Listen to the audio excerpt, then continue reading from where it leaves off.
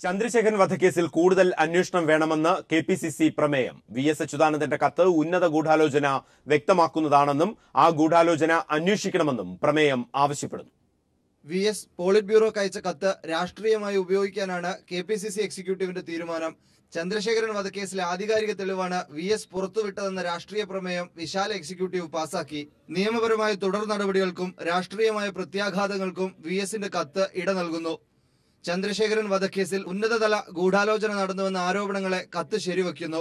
ഈ സാഹചര്യത്തിൽ നിയമപരമായ തുടർ നടപടി സ്വീകരിക്കണമെന്ന് പ്രമേയം സർക്കാരിനോട് ആവശ്യപ്പെടുന്നു.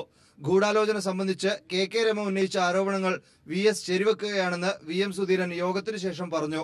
ഈ കേസുമായി ബന്ധപ്പെട്ട് ഗൂഢാലോചനയെക്കുറിച്ച് ടി.പിയുടെ സഹധർമ്മിണി ശ്രീമതി രമ ഉന്നയിച്ച കാര്യങ്ങൾ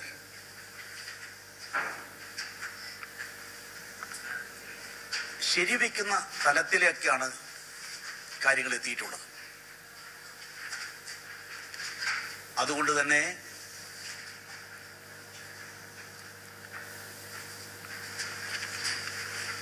വി.എസിന്റെ വെളിപ്പെടുത്തലിന്റെ അടിസ്ഥാനത്തിൽ നിയമപരമായ തുടർ നടപടി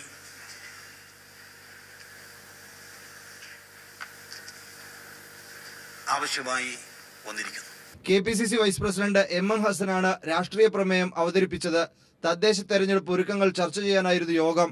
മാർച്ച് 1-ന് സംസ്ഥാന തലത്തിൽ വാർഡ് കമ്മിറ്റികൾ രൂപീകരിക്കാനും കെപിസിസി തീരുമാനിച്ചു. News bureau, Thiruvananthapuram.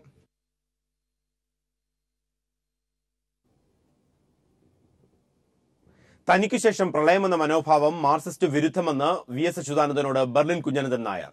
പാർട്ടിക്ക് അതീതമായ വ്യക്തിപ്രഭാവ സിദ്ധാന്തം മാർക്സിസ്റ്റ് വിരുദ്ധമാണ്. നേതാക്കളുടെ പെരുമാറ്റം അണികൾക്ക് ആവേശകരമാകണം. ഡിമാൻഡ് വെച്ച് പാർട്ടിയെ സമ്മർദ്ദത്തിലാക്കരുതെന്നും പാർട്ടിയോട് വിലപേശരുതെന്നും ബെർലിൻ കുഞ്ഞനന്ദൻ നായർ ഓർമ്മിപ്പിച്ചു. മാർക്സ് മരിക്കുമ്പോൾ എംഗൽസിന് നൽകിയ നിർദ്ദേശം രണ്ടാം ഇന്റർനാഷണൽ രൂപീകരിച്ച് ലോകത്തിലെ കമ്മ്യൂണിസ്റ്റ് പാർട്ടികളെയും സോഷ്യൽ ഡെമോക്രാറ്റിക് പാർട്ടികളെയും ശക്തിപ്പെടുത്തണമെന്നും മൂലധനത്തിന്റെ 3 വാല്യങ്ങളും പുറത്തിറക്കണമെന്നുമായിരുന്നു. എംഗൽസ് ആ കടമകൾ നിർവഹിച്ചു.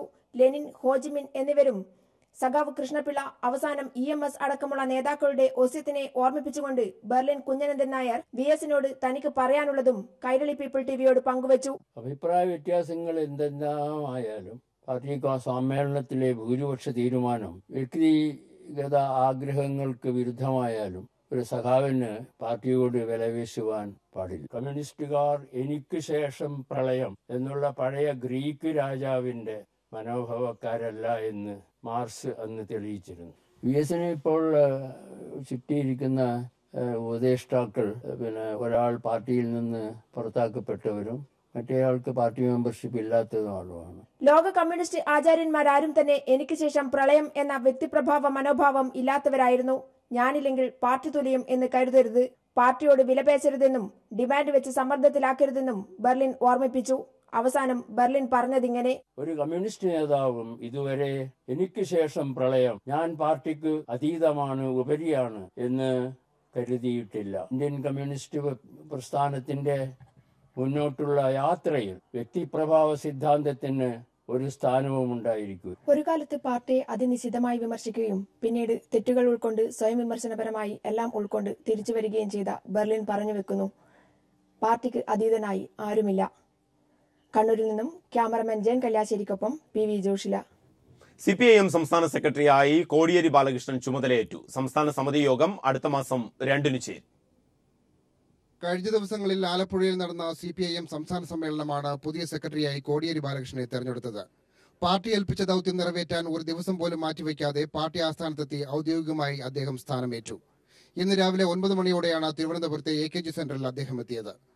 പ്രത്യേക സ്വീകരണങ്ങളൊന്നും ഒരുക്കാതെയാണ് കോടിയേരി പാർട്ടി ആസ്ഥാനത്തെത്തിയത്. മാധ്യമങ്ങളാരും AKG സെന്ററിലെ പുതിയ പാർട്ടി സെക്രട്ടറിയുടെ വരവ് അറിഞ്ഞതുമില്ല. AKG സെന്ററിലെ തന്റെ പഴയ മുറിയിലേക്കാണ് നിയുക്ത സെക്രട്ടറി ആദ്യം പോയത്. പുതിയ സെക്രട്ടറിയായി തെരഞ്ഞെടുത്ത് മണിക്കൂറുകൾ കഴിഞ്ഞിട്ടും തന്റെ 2 മൊബൈൽ ഫോണുകൾക്ക് വിശ്രമമുണ്ടായിരുന്നില്ല. അഭിനന്ദനങ്ങൾ അറിയിച്ചുള്ള ഓരോ ഫോൺ വിളിക്കും തന്റെ തനത് ശൈലിയിൽ സൗമ്യനായി നന്ദി പറയുന്നതിന്റെയും സൗഹൃദം പങ്കിടുന്നതിന്റെയും തിരക്കിലായിരുന്നു അദ്ദേഹം. ഇതിനിടയിൽ വിവരമറിഞ്ഞെത്തിയ മാധ്യമപ്രവർത്തകരെയും അദ്ദേഹം മുറിയിലേക്ക് സ്വാഗതം ചെയ്തു. മാധ്യമങ്ങൾ പ്രതികരണം ആരാഞ്ഞപ്പോൾ എല്ലാം ഇന്നലെ പറഞ്ഞത് തന്നെ, മറ്റൊന്നും പുതിയതായി പറയാനില്ലെന്നായിരുന്നു അദ്ദേഹത്തിന്റെ മറുപടി. പാർട്ടിയുടെ ഔദ്യോഗിക പരിപാടികളും മറ്റു വിഷയങ്ങളും പിന്നീട് തീരുമാനിക്കുമെന്നും കോടിയേരി പറഞ്ഞു. V. Jiminish Kumar, news bureau, Thiruvananthapuram. VS അച്യുതാനന്ദനോട് വൈര്യനിര്യാതന ബുദ്ധിയോടെയുള്ള സമീപനമല്ല പാർട്ടിക്കുള്ളതെന്ന് CPIM നേതാവ് ആനത്തലവട്ടം ആനന്ദൻ. VS അച്യുതാനന്ദൻ നിലപാട് തിരുത്തി വന്നാൽ ഉൾക്കൊള്ളുമെന്നും അദ്ദേഹം പറഞ്ഞു. VS പാർട്ടിയുടെ അവിഭാജ്യ ഘടകമാണെന്ന് തോമസ് ഐസക്കും വ്യക്തമാക്കി. കോട്ടയത്ത് വാർത്താസമ്മേളനത്തിൽ സംസാരിക്കുകയായിരുന്നു ഇരുവരും.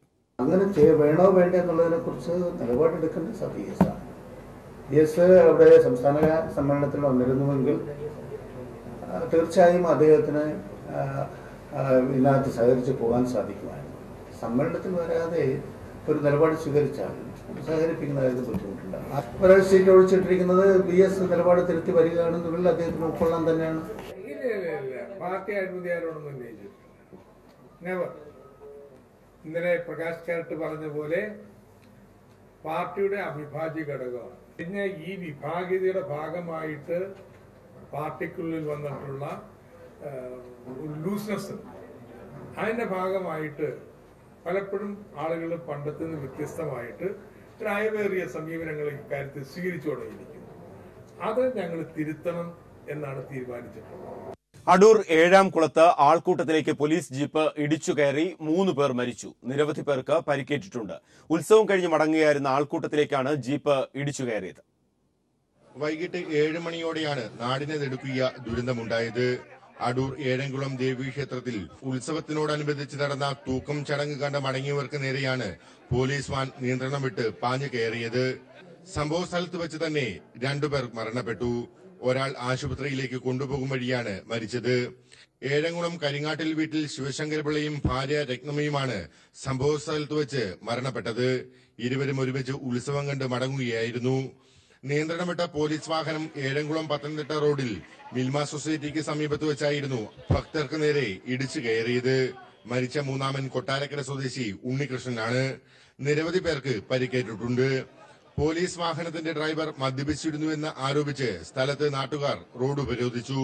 പോലീസിനെ തടഞ്ഞുവെക്കുകയും കല്ലേറ് നടത്തുകയും ചെയ്തു. പോലീസ് വാഹനം ഓടിച്ചിരുന്ന അടൂർ AR ക്യാമ്പിലെ പോലീസുകാരൻ ഷാജിയെ കളക്ടറുടെ നിർദ്ദേശപ്രകാരം വൈദ്യപരിശോധനയ്ക്ക് വിധേയമാക്കി. ഇദ്ദേഹത്തെ ജില്ലാ പോലീസ് സൂപ്രണ്ട് അന്വേഷണ വിധേയമായി സസ്പെൻഡ് ചെയ്തിട്ടുണ്ട്. സംഭവത്തെക്കുറിച്ച് അന്വേഷിക്കാൻ ആഭ്യന്തരമന്ത്രി രമേശ് ചെന്നിത്തല ADGP പത്മകുമാറിനെ ചുമതലപ്പെടുത്തിയിട്ടുണ്ട്. News bureau, Pathanamthitta.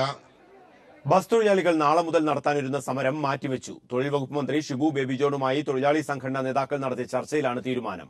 വേതന വർധനവടക്കം തൊഴിലാളികളുടെ ആവശ്യങ്ങളിൽ ഉടൻ തീരുമാനമെടുക്കാമെന്ന ഉറപ്പിലാണ് സമരം പിൻവലിച്ചിട്ടുള്ളത്. അതേസമയം തങ്ങളുടെ ആവശ്യങ്ങൾ പരിഗണിച്ചില്ലെങ്കിൽ അടുത്ത മാസം 11 മുതൽ സമരം ആരംഭിക്കുമെന്ന് ബസ് തൊഴിലാളി സംഘടനാ നേതാക്കൾ അറിയിച്ചിട്ടുണ്ട്. ബാർക്കോഴ കേസിൽ അന്വേഷണ സംഘത്തെ വിപുലീകരിച്ചു. സംഘത്തിൽ 3 ഡിവൈഎസ്പിമാരും 4 CI-മാരും ഉൾപ്പെടും.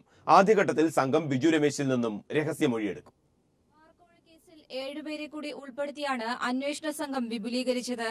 3 ഡിവൈഎസ്പിമാരും 4 CI-മാരും ഉൾപ്പെടുന്നതാണ് പുതിയ അന്വേഷണ സംഘം. ബാർക്കോഴയുമായി ബന്ധപ്പെട്ട നിർണായക വെളിപ്പെടുത്തലുകൾ നടത്തിയ ബിജു രമേശിൽ നിന്നും സംഘം രഹസ്യമൊഴിയെടുക്കും. കൂടാതെ ബാർ അസോസിയേഷന്റെ ബാങ്ക് അക്കൌണ്ടുകളും സംഘം പരിശോധിക്കും. സാമ്പത്തിക ഇടപാടുകൾ സംബന്ധിച്ച നിർണായക വിവരങ്ങൾ ലഭിച്ചതിന്റെ അടിസ്ഥാനത്തിലാണ് പരിശോധന. കോഴിക്കോട്, തൃശൂർ, എറണാകുളം, ആലപ്പുഴ, തിരുവനന്തപുരം ജില്ലകൾ കേന്ദ്രീകരിച്ചാകും സംഘം ഇനി അന്വേഷണം നടത്തുക. ബാർക്കോഴ കേസിൽ അന്വേഷണം കൂടുതൽ ശക്തിപ്പെടുത്തുന്നതിന്റെ ഭാഗമായാണ് അന്വേഷണ സംഘം വിപുലീകരിച്ചത്. കഴിഞ്ഞ ദിവസം കേസിൽ കോടതിയുടെ മേൽനോട്ടത്തിൽ അന്വേഷണം നടത്തുന്നതിൽ എതിർപ്പില്ലെന്ന് സർക്കാർ വിജിലൻസ് കോടതിയെ അറിയിച്ചിരുന്നു. ഇതിന് പിന്നാലെയാണ് അന്വേഷണ സംഘം നിലവിൽ വിപുലീകരിച്ചത്.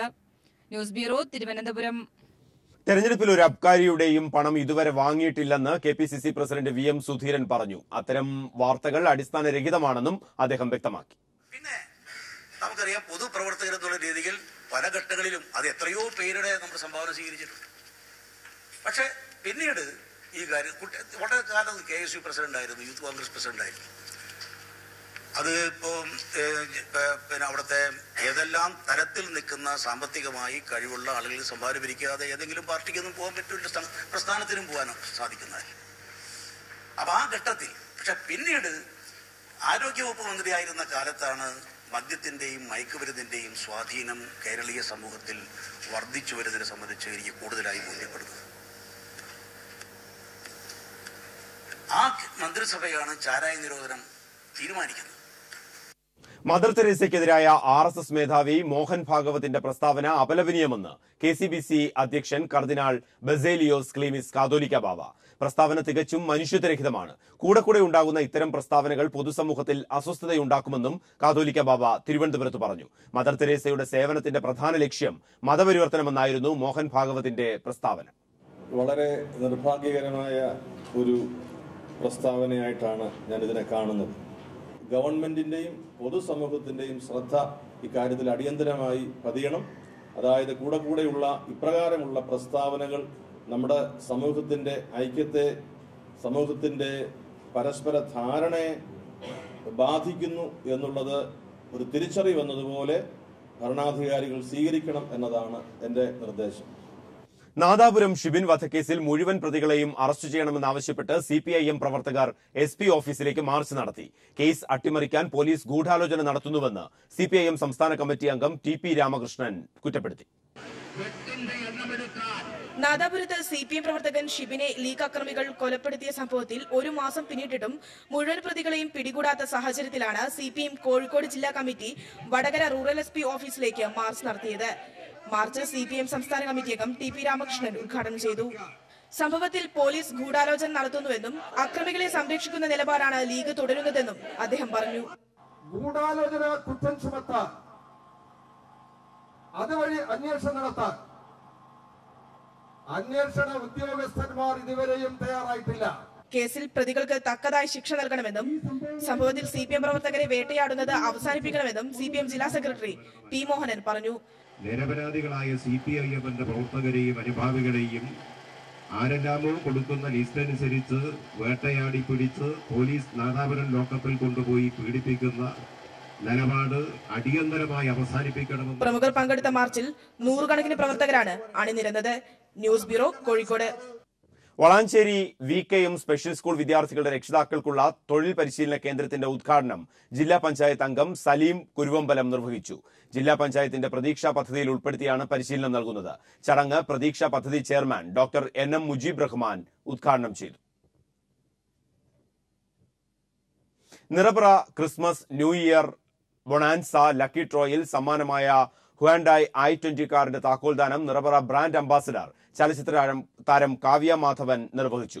ലുലു മാളിൽ നടന്ന ചടങ്ങിൽ നറുക്കെടുപ്പിൽ വിജയിച്ച കൊച്ചി സ്വദേശി ഡോക്ടർ രഘുനന്ദൻ താക്കോൽ ഏറ്റുവാങ്ങി.